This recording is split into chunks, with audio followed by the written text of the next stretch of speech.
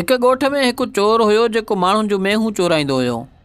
ईअं मेहूं चोराए चोराए आहिस्ते आहिस्ते हिकु वॾो धाड़ेल बणिजी वियो। केतिरा ई जुर्म कयईं पर पुलिस सां ॾेती लेतीअ करे हू बची वेंदो हुयो।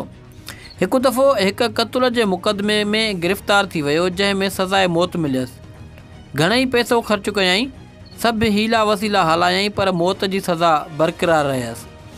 आख़िरी मुलाक़ात में माउ मिलणु वियसि। उन माउ खे चयो, अमां मञा थो मूं ॾोह कया पर हीउ क़त्लु मूं न कयो। माउ हिकु दरवेश जी ख़िदमत में हाज़ुर थी ऐं सॼी ॻाल्हि करे ॿुधायईंसि। दरवेश थोरी देरि कंधु झुकाए कुझु पढ़ियो ऐं पोइ माउ खे वर्दी ॾींदे चयईं त पंहिंजे पुट खे चओ मेंह तोखे माफ़ु न कयो।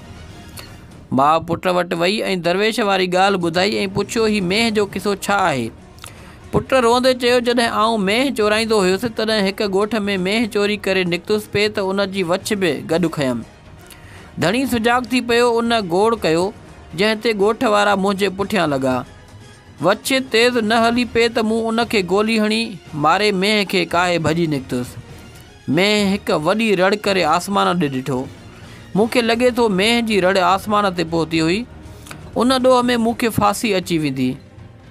माउ भले जानवर जी हुजे या इंसान जी, अलाह खे दाह ॾे त अलाह उन जी दाह ज़रूरु ॿुधे थो। उन करे चवंदा आहिनि दोस्तो त अलाह वटि देरि आहे पर अंधेर कोन्हे।